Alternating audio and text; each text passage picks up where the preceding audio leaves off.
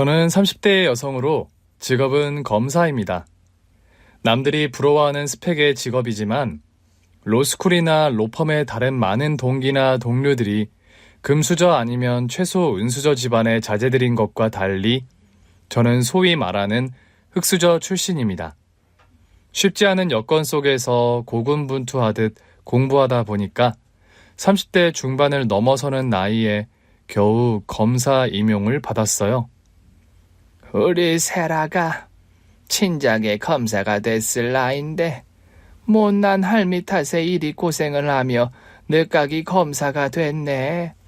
고생 많았다 우리 손녀. 장하고 고마워. 못난 할미라뇨. 그런 말씀 마세요, 할머니. 할머니 안 계셨으면 저 지금까지 절대로 버티지 못했어요. 누나, 고생 많았어. 내 학비 대려고 누나가 돈 버느라 고생해서 학교도 늦게 졸업하고 나도 얼른 성공해서 누나 은혜 갚을 거야. 아휴, 말만 들어도 뿌듯하네.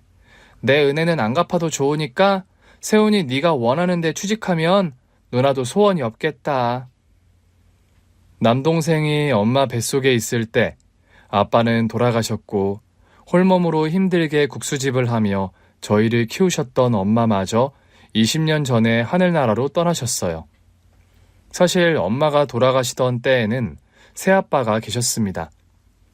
새아빠는 제과 공장을 운영하는 재력가셨고 제가 10살 즈음 새아빠와 재혼한 엄마는 새아빠와 재혼하며 사모님 소리 들으면서 그동안 고생하던 생활을 청산하고 여유로운 생활을 누리셨어요.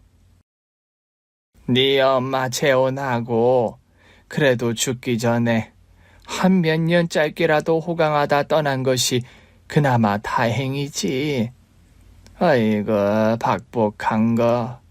재혼해서 팔자 고쳤다고 했더니만 하루아침에 그런 사고를 당해 먼저 떠날 게 뭐야. 할머니가 가끔 하시는 말씀처럼 엄마의 행복한 시간은 길지 못했습니다. 제가 중학교에 올라가던 무렵 엄마는 동창 모임을 나가시던 길에 교통사고를 당해 돌아가셨어요. 그리고 엄마가 돌아가신 그날 이후 하루아침에 태도가 돌변해서 저와 동생 할머니에게 선을 긋듯이 관계를 끊고 남처럼 떠나버린 새아빠였죠. 세라 엄마 명달리한 마당에 제가 더는 이 집에 있을 이유가 없는 것 같네요. 아니 자네 그게 갑자기 무슨 말인가. 세라 엄마 장례식 끝난 지 얼마나 됐다고 집을 나간다는 말이야? 솔직히 그 사람도 없는 이 상황에 제가 세라와 세훈이 돌보며 살 자신 솔직히 없습니다. 앞으로는 그냥 남처럼 살았으면 하네요. 사람 친국인 줄 알아서 좋아했는데 그게 아니었나? 아니, 어떻게 사람이 이렇게 빨리 변심할 수가 있어? 제가 그 정도밖에 안 되는 사람인 걸 어쩌겠어요. 며칠 내로 저는 짐 정리해서 나갈 테니 그리 아세요. 엄마가 돌아가신 후 갑자기 태도가 싸늘하게 변한 새아빠였어요. 그 전까지는 저와 남동생에게도 너무나 좋은 아빠 역할을 해주시던 분이라 저와 남동생은 당황할 수밖에 없었죠.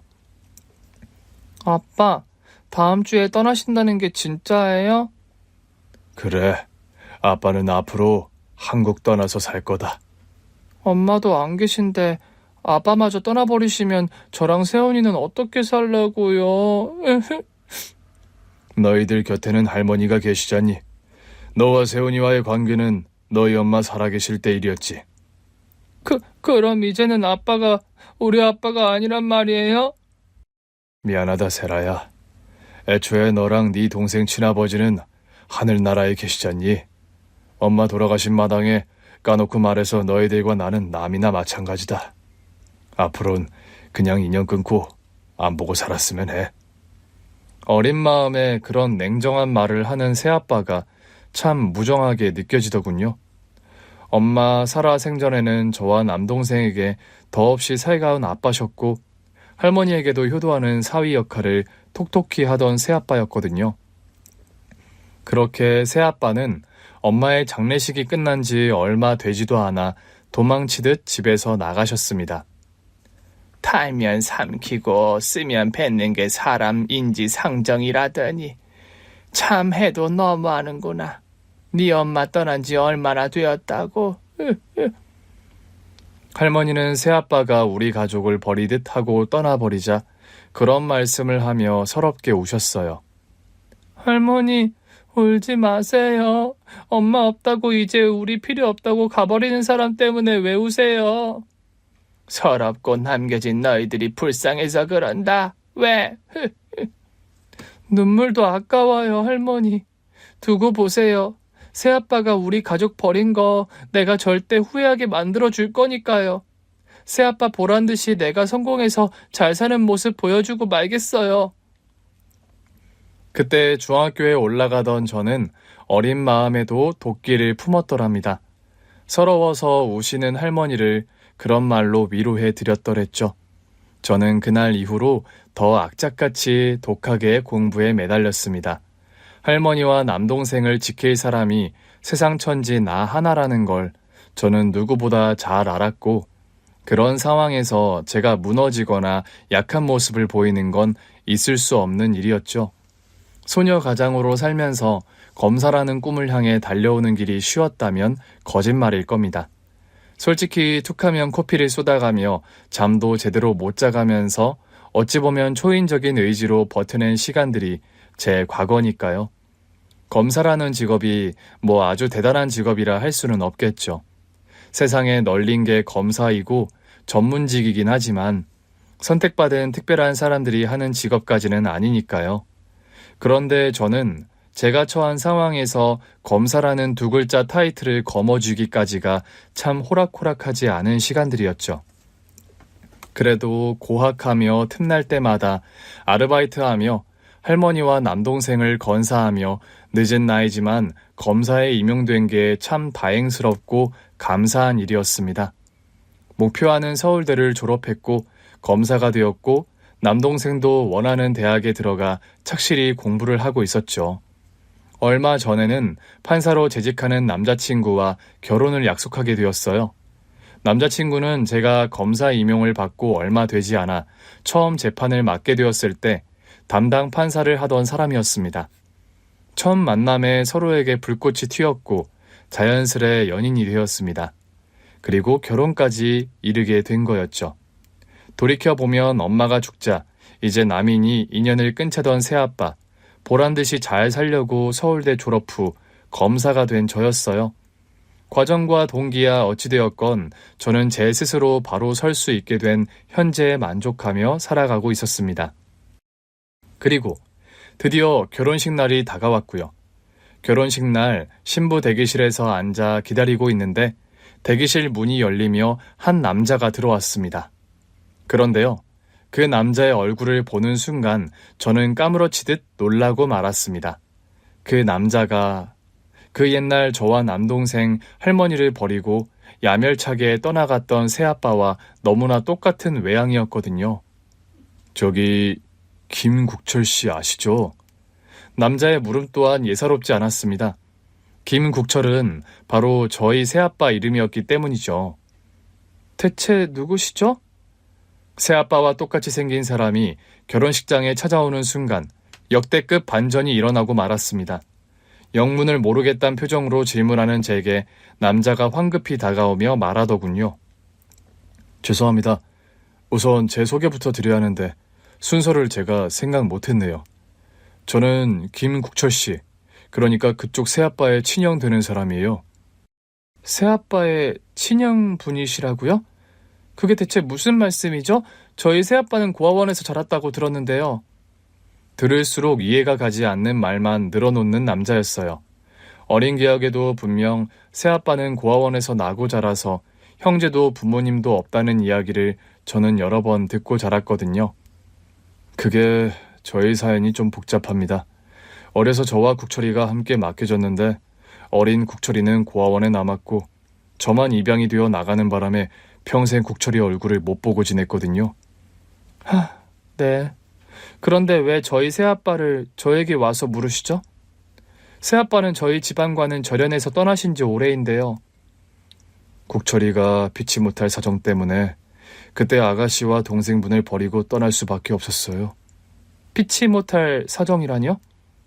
자세한 얘기는 국철이한테 듣겠지만 그때 국철이가 사업이 아주 쫄딱 망해서 사채업자들에게 쫓기던 상황이었어요. 슬아의 자식들이 있는 걸 알면 막대한 빚까지 아가씨와 남동생에게 물리게 될까봐 어쩔 수 없이 절연하고 떠났던 겁니다. 뭐라고요? 새아빠가 그때 사업이 망했다고요? 그래요. 그쪽 엄마 돌아가실 즈음에 이미 사업 상황이 안 좋았는데 아마 아가씨는 어려서 상황을 몰랐겠죠. 국철이가 자기 와이프에게도 그런 말 시시콜콜 늘어놓는 성미도 아니었고요. 그런데 지금 그런 얘기를 왜 아저씨가 와서 하시는 거죠? 제가 드리고 싶은 말씀은 두 가지예요. 우리 국철이가 과거에 아가씨를 버린 건 본심이 아니라 어쩔 수 없는 상황 때문이었다는 거요. 그리고 다른 한 가지는 국철이 살 날이 얼마 안 남았다는 겁니다. 새아빠가 어디 많이 아프세요? 네. 저도 얼마 전에야 국철이와 연락이 닿았어요.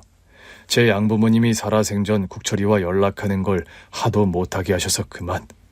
형이 돼서 못나게도 얼마 전에야 국철이를 봤어요. 그런데 몇 년 전부터 암투병을 해왔고 지금 상태가 아주 위독해요. 뭐라고요? 새아빠가요? 그럼 대체 지금 어디 계신데요? 저기 놀라지 말고 들으세요. 국철이 지금 여기 결혼식장 지하 주차장에 있어요. 대충 상황 전달하고 아가씨가 오케이 하면 아가씨 결혼식에 참석하고 싶다는군요. 저는 당장 그 남자의 안내를 받고 지하 주차장으로 달려갔더랍니다. 웨딩드레스 차림으로 헐레벌떡 뛰쳐나가는 저를 보고 친구들이 놀라더군요. 어머, 세라야, 너 예식 몇 분 안 남았는데 신부가 어딜 뛰어가니? 좀 급한 일이 생겨서 멀리 가는 거 아니니까 걱정 마. 저는 한달음에 지하 주차장으로 달려갔습니다. 그리고 지하 주차장에 발을 내딛는 순간 저는 무너지듯 오열하고 말았습니다. 저희 새아빠가요, 피골이 상접한 모습으로 머리에 모자를 쓰신 채 휠체어에 앉아 계신 겁니다. 한눈에 봐도 병색이 완연한 모습이셨는데 그런 상태임에도 말끔한 정장을 갖춰 입고 계셨어요. 아빠? 세라야, 오랜만이다. 좀 더 일찍 너를 찾아오고 싶었는데 그러지 못해 미안해. 아빠, 이게 대체 다 어떻게 된 일이에요? 아마 우리 형이 대충 얘기는 전달한 걸로 안다. 내가 옛날에 너와 세훈이를 떠날 수밖에 없었어.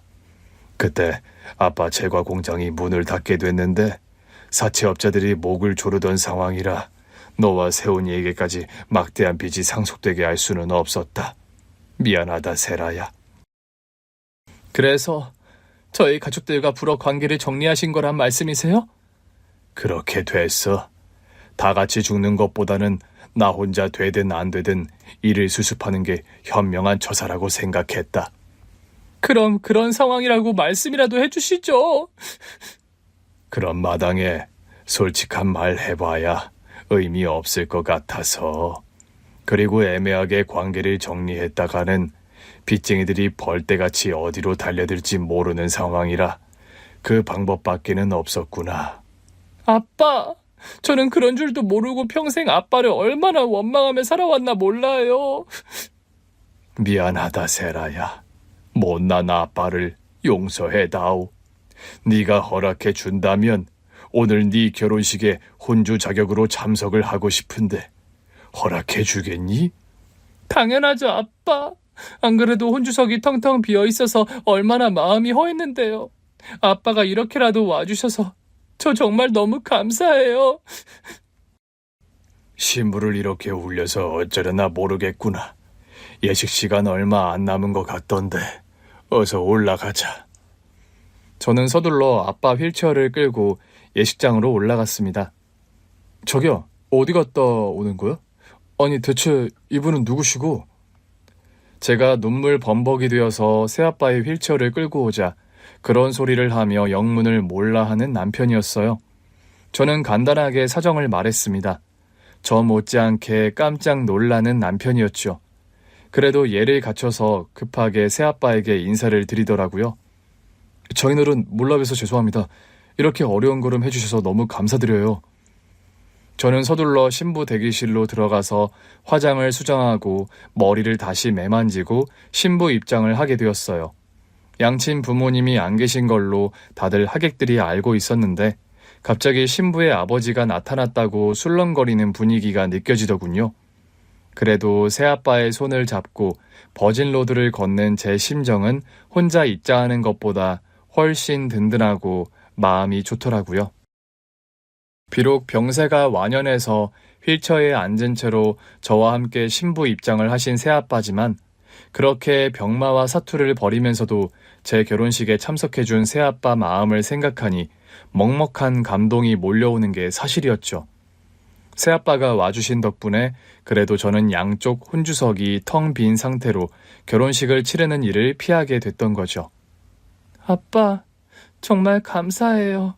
이렇게 제 결혼식에 와주셔서요. 어떻게든 세라, 네 결혼식에는 참석하고 싶었단다. 그동안 아빠 역할도 못하고 산 나를 결혼식에 오게 허락해줘서 내가 고맙구나. 결혼식이 끝나고 새아빠는 친형의 부축을 받고 요양원으로 돌아갔습니다. 신혼여행을 떠나려고 짐을 싸는데 영 마음이 불편하고 내가 지금 여행을 가도 되나 그런 생각이 들더군요. 자기야, 표정이 왜 그렇게 어두워?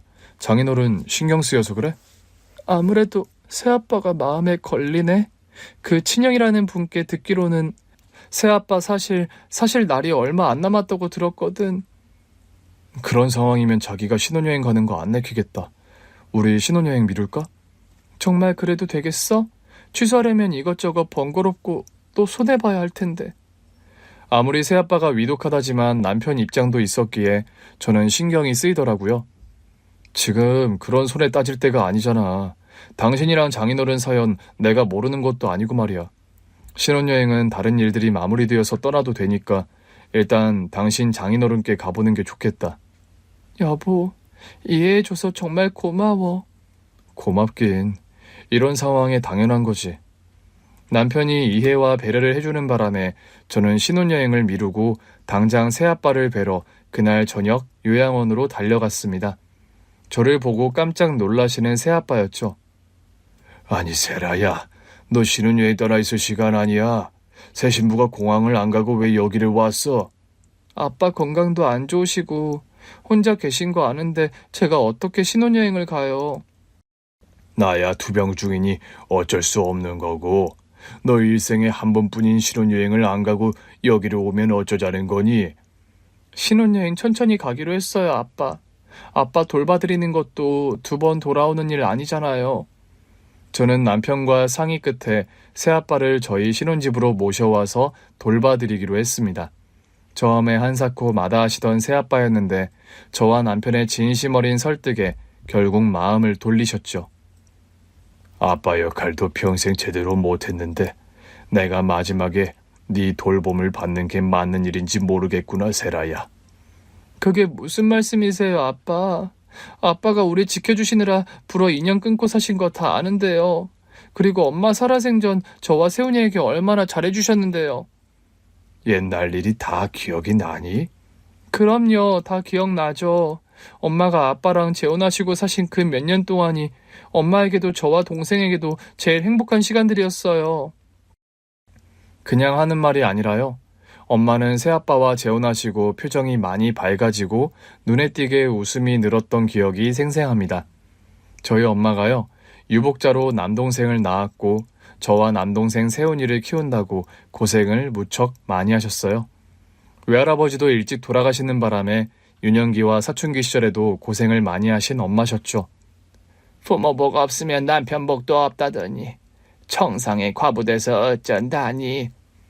엄마도 참, 제가 왜 부모 복이 없고 남편 복이 없어요? 네 아버지 그리 일찍 돌아가시고 네 남편까지 세훈이 뱃속에 있을 때 이뤄놓고 그런 말이 나오니? 아빠가 돌아가시고 싶어 그리 드신 거 아니잖아요. 애들 아빠도 마찬가지고요. 그 사람도 명이 짧아 먼저 저 세상 가서 그렇지 살아생전 저한테도 애들한테도 얼마나 잘하는 사람들이었는데요. 너 나이도 젊은데 평생 혼자 살 생각은 아니지? 그런 게 어디 제 인력으로 되나요, 엄마? 그리고 아직은 세훈이 세라 너무 어려서 재혼 생각 딱히 없어요. 애들이나 좀 키워놓고 할 생각이죠. 그때 가서 생각 있으면. 애들 다 키워놓고 나이 들어 재혼한다고? 나이 든 여자를 어느 남자가 거들떠본다고 그런 순진한 소리를 해? 아유, 엄마도 참 거들떠 안 보면 내비 두라죠 뭐. 세훈이 세라 건강하게 잘 크고 우리 식구 밥 안 굶기는 게 제 목표고 바라는 전부예요. 더 큰 욕심 안 부려요 저. 그리 욕심이 없고 착해 빠져서 험한 세상 어찌 살려고. 여자가 좀 여우 같고 계산 속이 있어야 잘들 살던데. 계산 속대로 되는 게 인생도 아니에요 엄마. 혼자 애들 키우는 게 쉽지도 않고 저도 외로울 때가 있는 거 사실이지만 인연이라는 게 억지로 되는 건 아니잖아요. 저번에 말했듯 부동산 박 사장은 왜 안 만나보는 거야? 엄마, 말씀드렸잖아요. 세라랑 세훈이 아직 어려서 재혼 생각 저 없다고요. 저와 남동생 걱정에 괜찮은 재혼 자리도 죄다 마다하는 엄마셨어요. 남동생은 그때 많이 어려서 이런 기억들은 없지만 저는 그런 말들을 주고받았던 할머니와 엄마의 대화를 아직 생생히 기억하거든요. 저희 엄마가요, 할머니와 저 남동생을 먹여 살린다고 국수집을 운영하셨어요. 시장통 골목의 허름한 가게였는데 그래도 엄마 솜씨가 좋으셔서 장사가 제법 잘 되었답니다. 새아빠를 처음 엄마가 알게 된 건 국수집 손님으로였죠. 여기 멸치국수 한 그릇 부탁드려요. 국수 나왔습니다. 아무리 여러 집을 다녀봐도 이 집만큼 맛이 깔끔한 데가 없어요. 비법이 뭔지 여쭤봐도 되나요, 사장님? 비법이랄 게 뭐 있나요? 그냥 손맛이에요. 얼굴만 고우신 게 아니라 솜씨도 일품이시네요. 여기 국수 맛에 중독돼서 제가 이 근처로 이사까지 고려하는 중이네요. 사장님도 참 칭찬도 과하시네요. 뭐 주먹밥 서비스라도 좀 드려야겠네요. 서비스 받으려고 드린 말씀은 아니고요. 사장님, 저 진짜 다음 달에 이 동네로 이사해요. 농담하시는 거죠? 아니요, 농담 아닙니다. 설마 진짜 저희 집 국수 매일 드시려고 이사하시는 거는 아니죠? 국수도 매일 먹고 싶고 사장님도 매일 뵙고 싶어서요. 네? 이런 말씀 부담스러우실까봐 천천히 드리려고 했는데 내친 김에 그냥 말씀드릴게요. 저 사장님 오래전부터 좋아했어요. 국수도 맛있어서지만 사장님 매일 뵙고 싶어서 단골됐고요. 새아빠의 직진 고백으로 엄마와 새아빠의 관계는 급속도로 가까워지셨다고 합니다. 당시만 해도 새아빠는 한 번도 결혼 경험이 없는 노총각이셨고 엄마는 애 둘 딸린 싱글맘. 새아빠와 엄마의 관계를 곱지 않은 시선으로 보는 사람들도 많았다죠.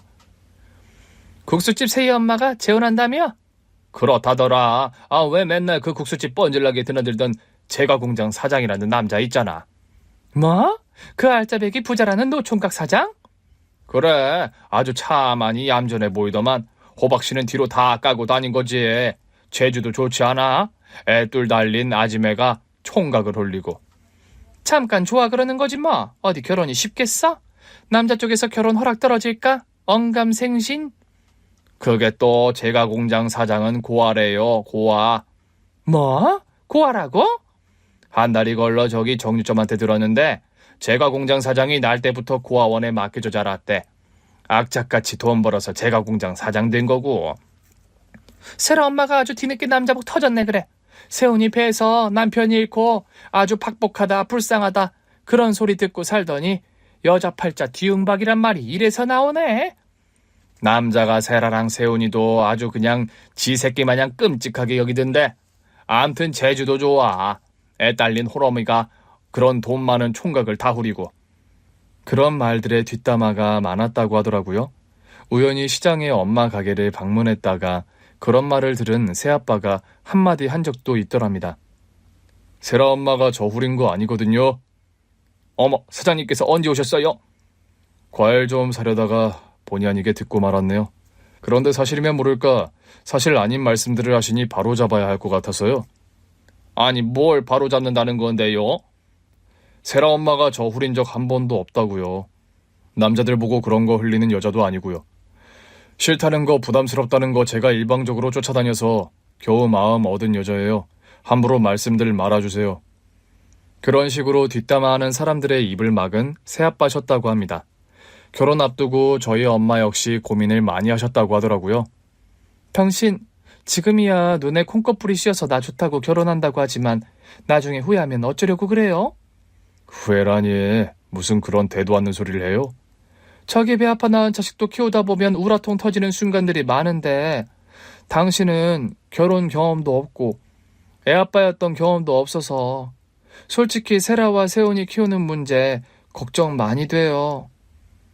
내가 100% 잘할 거다. 당신 실망시키는 일 하나도 없을 거다. 솔직히 그런 장담은 못하겠어요. 그러니까 지금이라도 우리 결혼 좀 더 생각해 볼래요?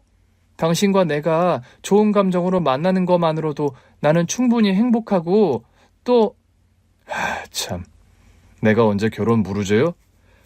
하늘이 두 쪽이 나도 난 순정 씨와 결혼해요. 내가 장담 못한다는 건 내가 경험치 없는 일이기 때문이에요. 한 번도 안 해본 일을 하려고 하면서 100% 잘할 거라는 큰 소리 치는 건 거짓말이니까요. 명세씨, 아가씨들도 세상 천지 널렸고 당신은 능력 있는 제과공장 사장인데 나 같은 여자랑 골치 아픈 결혼을 하려고 해요? 순정 씨가 골치 아프다니요. 누가 그런 이상한 소리를 해요? 시장 사람들도 그렇고 주변에서 명세씨가 아깝다고 나보고 팔자 고치게 생겼다고 수근거리는 거 나 들어서 알고 있어요. 내가 순정 씨에게 부족한 사람이라는 말 없는 게 어쩌면 다행이네요. 순정 씨가 어떤 여자인지 제대로 알면 다들 그렇게 말할 텐데. 명세씨, 미안해요. 애 둘 딸린 싱글맘 사랑하게 만들어서요. 내가 세상에 태어나서 제일 잘한 일 두 가지가 뭔 줄 알아요? 뭔데요? 하나는 그날 외근 나왔다가 뭔가에 홀린 듯이 여기 시장 골목으로 들어와서 순정 씨가 하는 국수집에 들어온 거예요. 그리고 다른 하나는 용기 내서 순정 씨에게 고백한 것. 애들 다 키울 때까지 재혼 같은 거 정말 생각 없었는데. 세라와 세훈이에게 좋은 아빠 되도록 최선을 다할 거예요. 최고의 아빠가 되겠다는 거짓말은 못해도 아빠 노릇에 최선 다한다는 말은 거짓말 아니에요. 고마워요. 부족한 날 조건 없이 사랑해줘서. 내가 고마워요. 외롭고 무의미한 내 삶이 당신 만나서 너무 살만한 것이 됐어요. 하루하루 내 일이 기다려지고 매 순간이 얼마나 행복한데요. 당신이 있어서. 사람들의 입방아를 찢던 말건 엄마와 새아빠의 사랑은 순수하고 진실한 것이었습니다. 과거를 돌이켜봐도 엄마가 돌아가시기 전까지 새아빠는 저와 남동생 세훈이에게 살뜰하고 정 많은 아빠셨으니까요. 세훈아, 세라야, 놀러갈 준비 다 됐어? 네, 아빠. 오늘 정말 놀이공원도 가고 동물원도 가는 거예요? 그럼 세라 너는 동물원 가고 싶어하고 세훈이는 놀이공원 가고 싶어하니까 두탕 뛰어야지. 오늘 길도 엄청 막힐 텐데 두 군데 다 가능하겠어요? 아빠 힘드신데 너희들 한 곳으로 정해라, 응? 나도요. 어린이날 마음 먹고 놀러 가는 날인걸요. 당신 피곤하면 집에서 쉬어요. 온 가족이 나들이 가는데 나만 빠지라고요? 안 될 말이죠, 그건. 벌써 이렇게 김밥 도시락까지 다 싸놨는데. 글쎄, 벌써 도시락까지 싸놨어요? 그럼 얼른 출발합시다. 아참, 사진기를 챙겨가야 세훈이 세라 사진을 찍어주겠군. 앨범 속에 고이 간직되어 있는 어린 시절 사진들은 죄다 아빠가 찍어주신 것들이었습니다. 친아빠는 일찍 돌아가셨고 엄마는 혼자서 국수집을 운영하시느라 새아빠가 안 계셨을 때는 저와 남동생 사진이 거의 없다시피 했었거든요. 저와 남동생을 키우고 할머니까지 돌보신다고 엄마는 고생만 하며 사시다가 새아빠를 만나고 비로소 행복한 여자로서의 삶도 누리셨던 것 같아요. 엄마의 생일이나 두 분 결혼기념일 같은 때에는 언제나 두 분이서 오붓하게 데이트를 나가셨던 기억이 나요. 세훈아, 세라야, 오늘 엄마 아빠 외출하니까 할머니랑 같이 저녁 먹고 있어? 오늘은 엄마 아빠 결혼기념일이니까 우리 둘만 데이트하는 거 서운해하면 안 된다. 당신도 참 애들 앞에서 별말을 다 하네요. 세훈이랑 세라는 걱정 말고 어여들 나갔다. 젊은 부부들이 살면서 그런 재미도 누리면서 살아야지.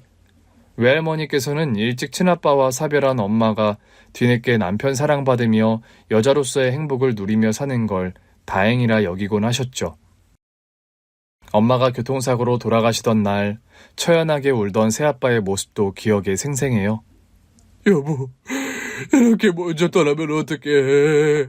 나 혼자 어떻게 살아가라고. 내가 무슨 의미로 앞으로 인생을 살라고.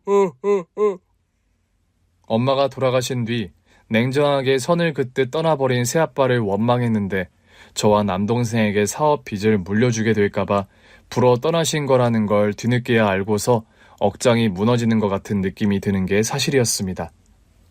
요양원에 계신 아버지를 저희 신혼집에 모셔와 돌봐드리면서 저는 과거 이야기들을 하나하나 여쭤볼 수 있었어요. 아빠, 그럼 그때 저희를 떠나고서 어떻게 지내신 거예요? 일단 갚아야 하는 빚들 처리하고 말도 안 되게 이자를 요구하는 사채 빚은 다 떠안는 게 아니란 생각이 들었지. 양심적으로 빚을 해결한 만큼 한 뒤에는 파산 신청을 하고 해외로 나가 있었다. 해외에서 그럼 다른 사업을 하셨어요? 국내에서 빚 처리하는 데만도 몇 년이 걸렸고 그 후에는 도피하다시피 해외로 나갔어. 닥치는 대로 타국에서도 일했고 사업 재개하려고 노력을 많이 했단다. 저희 새아빠가요. 사실 자수성가의 화신 같은 분입니다. 어려서 친형과 함께 고아원에 맡겨졌고 그 후로 쭉 고아원에서 생활하신 새아빠거든요. 4살 위의 친형은 어려서 운 좋게 입양이 됐는데 난 그렇지 못했다. 결혼식장에 아빠 모시고 오신 분 말씀이시죠? 그래, 친형 양부모님이 나와 만나는 걸 반대하셔서 평생 친형 얼굴도 못 보고 지냈지. 아빠는 그럼 고아원 나와서 바로 사업 시작하셨던 거예요? 고아원 나와 홀로서기 하면서 바로 사업 시작하는 건 무리였지. 내 20대는 사업을 위한 종잣돈을 악착같이 모으는 과정이었어. 그러다 20대 중반부터 일을 시작한 제과 공장에서 내 사업을 시작하는 계기가 됐고, 새아빠는 그야말로 먹을 거 안 먹고 입을 거 안 입으면서 독하게 사업에 매달려 본인만의 제과 공장 사업을 시작하게 되셨다고 합니다.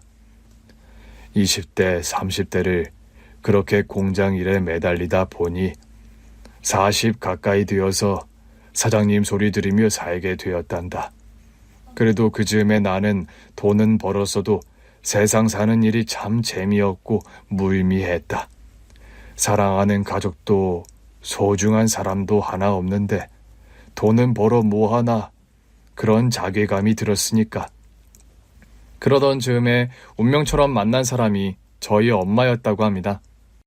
너희 엄마를 처음 본 순간 이 여자다 싶었지. 이 여자와 함께라면 평생 행복할 수 있겠다. 내가 변하지 않고 죽는 순간까지 아낌없이 잘해줄 자신이 있다. 그런 생각이 들어서 결혼을 했던 거고. 새아빠는 엄마가 돌아가시고 사업까지 파산하게 되면서 아주 힘든 시간을 보내셨더라고요. 국내에서 빚을 갚던 시절엔 노숙 생활까지 해야 했을 정도로 어려운 시기를 보내셨다고 합니다. 그러다 외국으로 나가 또 10년 가까이 닥치는 대로 일을 하며 사업 재기를 위해 고군분투하셨다고요.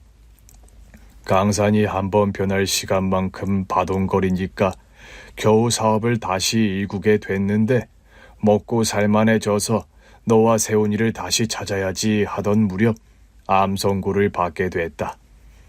처음엔 대장암 2기로 시작된 암투병이었는데 항암과 수술을 반복했지만 자꾸만 다른 장기로 암이 전이가 되었다고 합니다.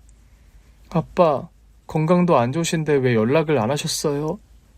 사업 풀려가며 너희를 찾아오려고 했는데 암 환자가 되어서 투병하는 몸으로 너희 앞에 나타날 염치가 도무지 없더구나. 저는 아빠가 그런 사정으로 저희들과 인연을 끊으신 건 모르고 얼마나 원망했는데요. 미안하다.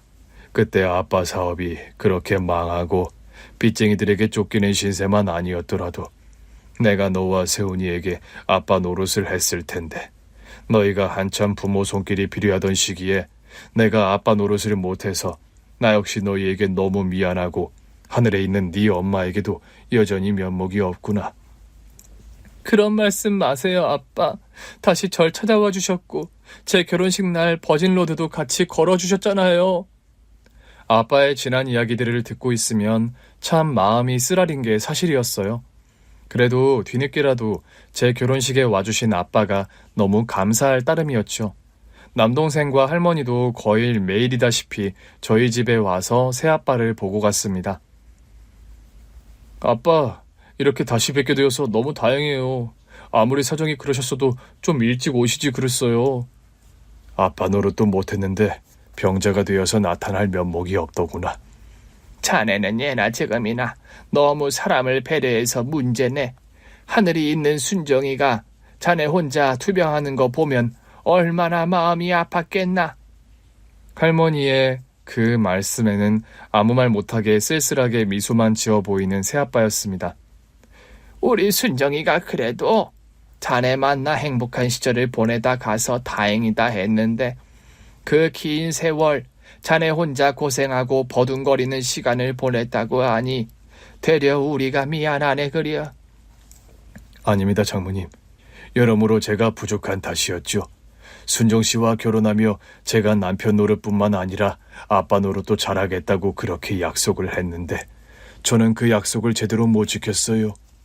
자네가 그 약속 제대로 지키려고 하다 보니 일이 된 거 아닌가.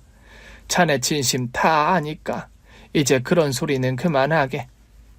아빠 노릇 한 것도 없는 제게 세라가 이렇게 효도를 해주니 제가 면목이 없습니다, 장모님. 다른 이유도 아니고 그런 이유로 영 끄는 자네를 누가 원망하겠나. 세라엄이 살아생전에 자네와 얼마나 각별한 부부였는지 내가 누구보다 잘 아는 걸. 자네가 불어 선 긋고 떠나기 전까지 애비 노릇 살뜰하게 누구보다 잘했고 그걸 아니 세라도 저러는 거지. 할머니는 암투병으로 기력이 쇠하신 데다 식사도 제대로 잘 못하시는 새아빠를 위해 매일 죽을 쑤어서 가져다 주셨어요. 할머니가 만들어 온 죽을 그나마 환자식으로 잘 드시는 새아빠였죠. 새아빠는 저희 신혼집에 오신 지 정확히 보름 만에 하늘나라로 떠나셨습니다. 엄마의 기일을 불과 일주일 앞둔 어느 추운 겨울날이었죠.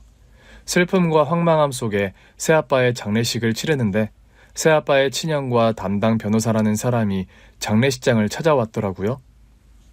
상주 노릇 기꺼이 해줘서 고맙습니다.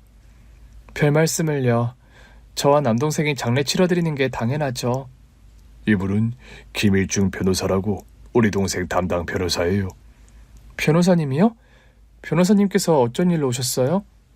우리 동생이 명달리하며 상속 관련한 절차를 이 변호사분과 처리를 했더라고요.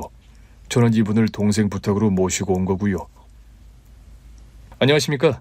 김국철씨 상속 절차에 관해 법률적인 진행을 맡은 김일중 변호사입니다. 김국철씨께서 남은 유산과 보험금을 모두 전세라 씨와 전세훈 씨 두 남매분께 남기셨어요. 네? 저희 남동생과 저에게요? 네, 그렇습니다. 관련 서류 검토해보시고 장례식 절차 끝난 후에 저희 법률사무소에 한번 방문해 주시길 요청드립니다. 피땀 흘려 제기한 사업의 모든 지분과 유산, 그리고 보험금을 모두 저와 남동생에게 남기신 새아빠였던 겁니다. 뒤늦게 다시 한번 새아빠의 진심을 확인한 저와 남동생은 오열할 수밖에 없었죠. 누나, 새아빠가 그런 사정으로 인연 끊고 떠나신 걸 알았더라면 우리라도 좀 아빠를 먼저 찾아뵐 걸 그랬어. 이제 와서 아무 의미 없지만 나도 그게 너무 후회가 된다. 아빠가 혼자 암투병하는 걸 알았더라면 옆에서 같이 케어해드렸어야 하는 건데. 새아빠의 친형이라는 분께 유산 상속과 관련해서 저희 남매가 상속인이 되어도 되는 거냐고 여쭤봤어요.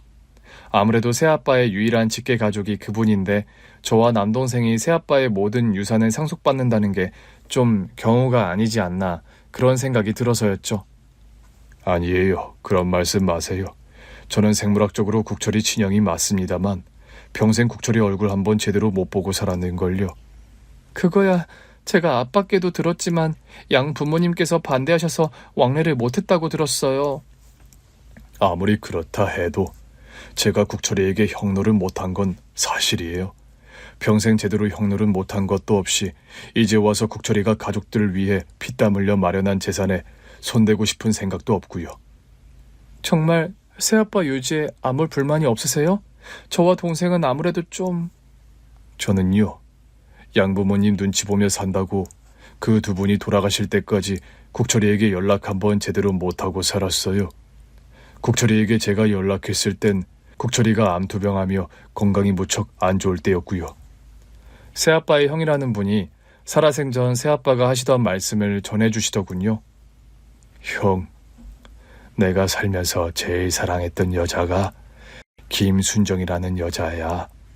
그 여자는 불의의 사고로 하늘나라에 먼저 가 있지만 그 여자의 아들과 딸이 있어. 그 애들에게 내가 모은 재산들 남겨주고 가고 싶어.